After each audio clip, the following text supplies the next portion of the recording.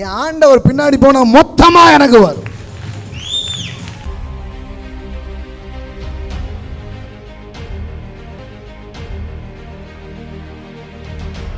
Matthew 27:57 எல்லாம் சொல்லுங்க. சாயங்காலமான போது ஆயிடுச்சுல கிட்டத்தட்ட. சரி, இயேசுவுக்கு சீசன். Underline the word. இதெல்லாம் நான் வேணுக்குன்னே எடுத்து வச்சிருக்கிறேன். எல்லாம் சொல்லுங்க, இயேசுவுக்கு சீசன்.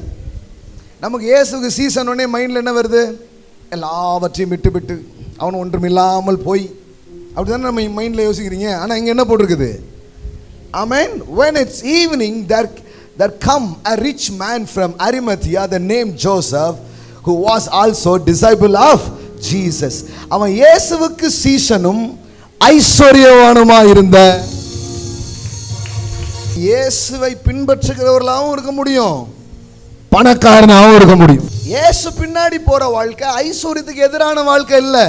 இயேசு பின்னாடி நான் போனேன்னா இது ஏன் பின்னாடி வரும். அவ புரிஞ்சுக்கோங்க, இயேசுவுக்கு சீசனும் யாரு? நல்ல சவுண்டா கொஞ்சம் இந்த ஐஸ்வர்யவான்லாம் கொஞ்சம் உங்க வாயில வரட்டும். ரொம்ப நாளா வராதெல்லாம் இன்னைக்கு வரட்டும். எல்லாம் சொல்லுங்க, இயேசுவுக்கு சீசனும். இன்னும் சவுண்டா, இன்னொரு சவுண்டா. அப்ப சீசனாவும் இருக்கிறோம்.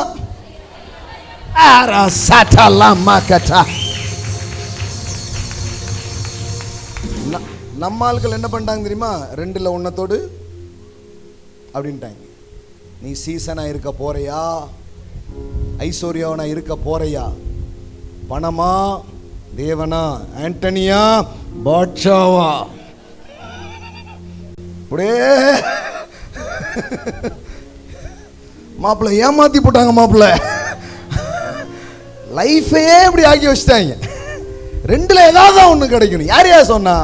என் ஆண்டவர் பின்னாடி போனா மொத்தமா எனக்கு வரும்.